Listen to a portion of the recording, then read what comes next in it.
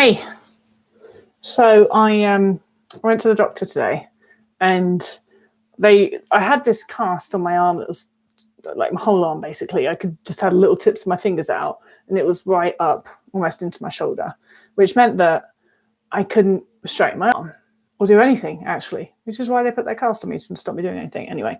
And then today was the day, after a month of that sort of shit. Today was the day that I went in and they put me in this. I don't know if you can see it. It's a shorter cast, right? And it gives me my elbow back. It's only midway up my wrist. So I'm like there when they're doing it, I'm like, yes, I'm going to be able to straighten my arm. It's going to be amazing. I'm going to be able to type. I'm going to be able to do all this stuff. I'm so excited. And then like the doctor goes out of the room and I stand up and I try and straighten my arm. It's like, my arm just won't go straight. Like I haven't got the cast on anymore. My arm just won't go straight. No matter what I do, I cannot straighten my arm. I was like, what the hell?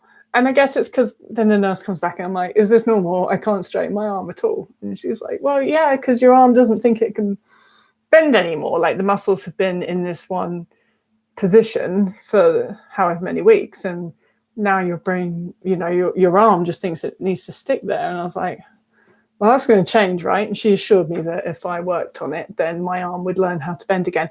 But it did actually and I was thinking about just now, I was thinking that is a bit like neural rewiring and that's why neural rewiring for an eating disorder is so important because, like you can nutritionally rehabilitate, but unless you change the actual way that your brain works and change those belief systems, then your brain still thinks that those barriers and rules and obstacles that were in place are still in place. And so you gain weight and nothing changes. You're still in the same cage, which is like me, my cast is off and my arm doesn't think it can bend. And so it can't bend. And so I'm just as bad off as I was when the cast was on. However, I'm going to rewire the shit out of my arm gently, like not all in one day, but I'm working on getting this thing straight.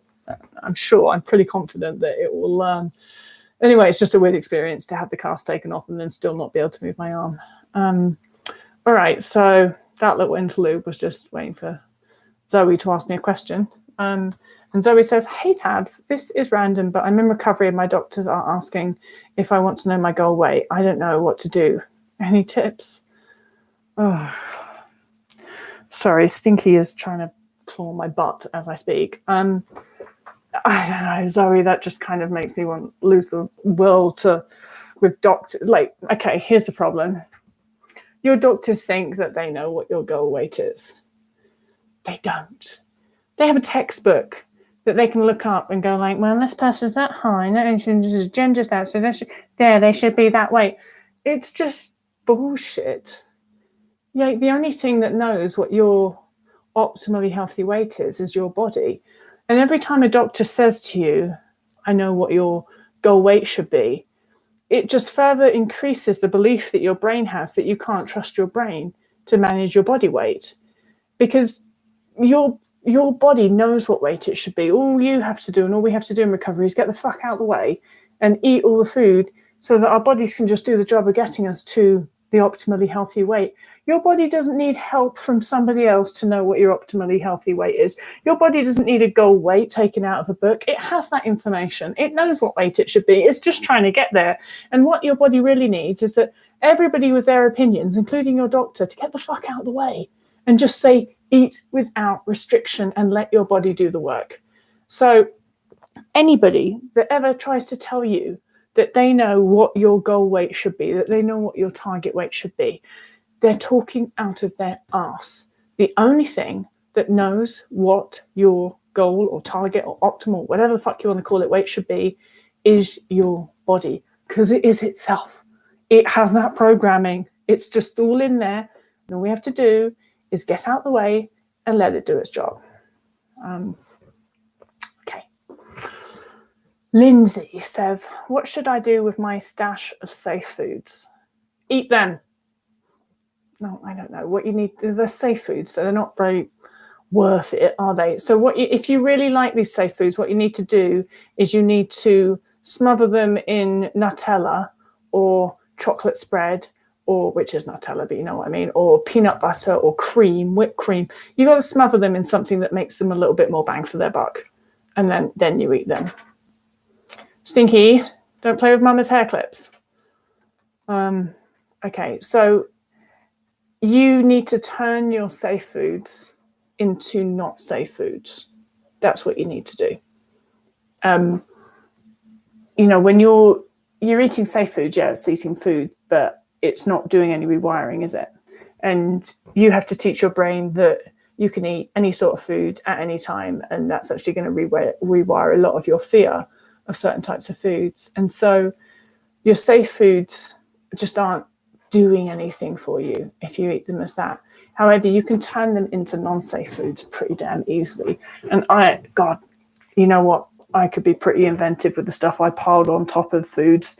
And then I turned my non-safe foods into even more non-safe foods. So I get like chocolate bars and smother Nutella on top of them, and then put a layer of peanut butter on top of that, and then sprinkle peanuts on top, and then I'll eat that and be like, that's like a doubly non-safe food. So you've got to get creative. You've got to get aggressive in attacking your fears. Chris says, I've been eating whatever I want when hungry, but lately I'm hungry every 6 or 8 hours. I feel full. It's not normal. What can I do? So Chris is saying, I've been eating whatever I want when I'm hungry, but lately I'm hungry every 6 or 7 hours. I feel full. It's not normal. So you're not hungry often enough.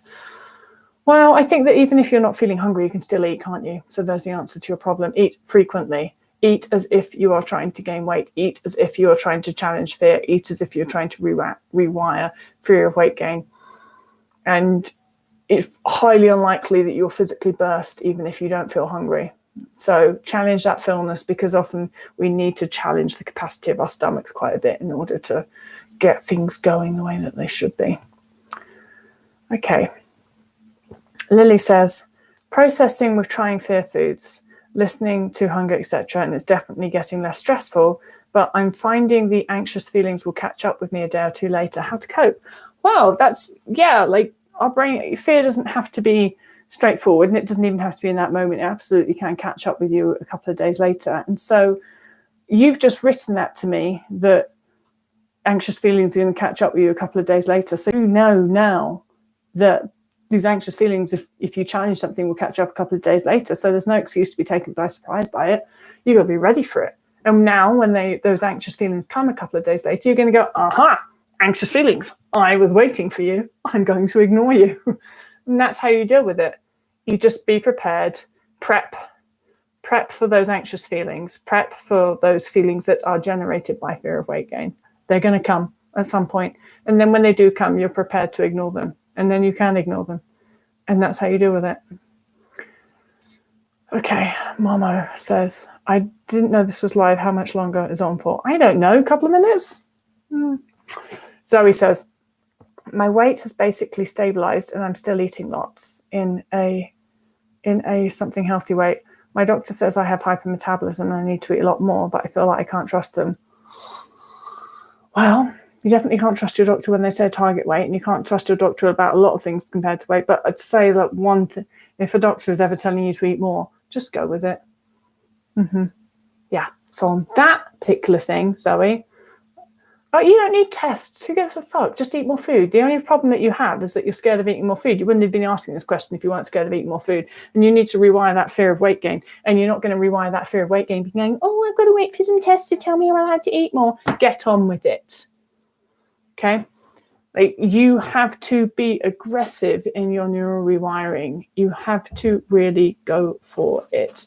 Any opportunity you get to do something that might prove to your brain that I'm not afraid of weight gain, you do it. And so if there's an inkling that if you can possibly eat more in a day, you shouldn't be waiting for your doctor or anyone else or me to tell you that. You should be just doing it. Be obsessed with teaching your brain that you are not afraid of weight gain. And that is the quickest way to actually not be afraid of weight gain. And not being afraid of weight gain is one of the fundamental things that you need to do in order to be fully recovered. Okay, Zoe, you can do it. Momo says, how did your weight stabilize? Did you just level out? I gained weight really fast. It was fine. Yeah, gained weight really fast, was really hungry for a while. And then my body just kind of stopped gaining weight and my hunger gradually decreased, not immediately. I was very hungry for a while after initially gaining weight, and that's okay, that's normal. Now I know that, didn't know that at the time. It just sort of sorted itself out. And because so I do advocate for a very hands-off method of recovery when it is to do with your weight. Just let your body sort itself out. It knows what it's doing in the same way it knows how to grow my hair. I mean, not in the style that I would like it, not in any sort of style at all, but gotta give it to it. Like, I don't even do anything with this mess. My body just keeps on growing it. So body knows how to do stuff. I seem to oversalt my food. Have you seen this before? Yeah. I've also seen the obsession with chili and hot flavors and things like that.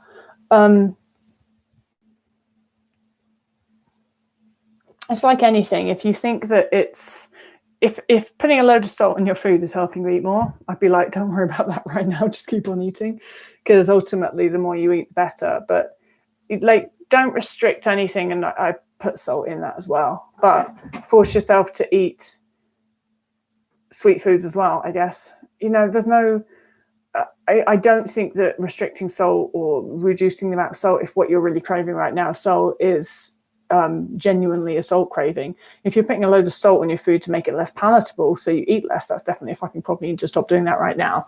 But if you're putting salt on your food that's actually making it more palatable and making you want to eat more, I'd just say keep on doing that. A couple more. I've got time for a couple more.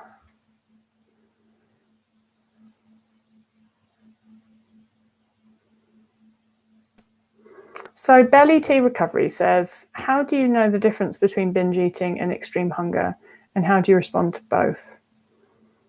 There is no difference. Binge eating is, think of it, if it's not consistent, extreme hunger tends to be more of a consistent all the time thing. Binge eating can be more opportunistic or sporadic and all of those things. It's the same thing. Both of those are episodes of your body being like, hey, human, I need a load of fucking food. Give it to me. All right, you're not listening. Fine, I'm going to take it. That's what happens when we binge. The body overrules our decision not to eat and goes, well, I'm doing it anyway. And in extreme hunger, it's not such a sort of acute overruling. It's just the body all the time being like, I'm hungry, I'm hungry, I'm hungry. It doesn't matter. Binge eating is very important in recovery. Binge eating is not something that you should be trying to avoid. So if you're responding to both, you're just eating, aren't you? If you're responding to extreme hunger is eating whenever you feel mentally or physically hungry or just whatever. And responding to binge eating is eating when you want to eat, but binging, allowing yourself to binge. And so there doesn't need to be any distinction. It doesn't matter. It's just all eating. So let's actually just cross out, like in algebra, when I wasn't very good at algebra, I have to admit, but I remember there was this part where you'd have two things and one element of those things was the same. And then you just cross out the other elements and then you're left with the answer.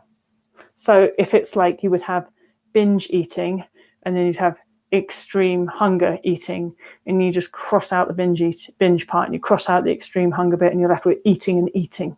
So the answer is eating. That is why I'm not a maths teacher. With that, I better go. All right, everybody, I'm leaving you on that. Eating, seriously, eating is the fucking answer to all of your questions right now. So go eat. Bye.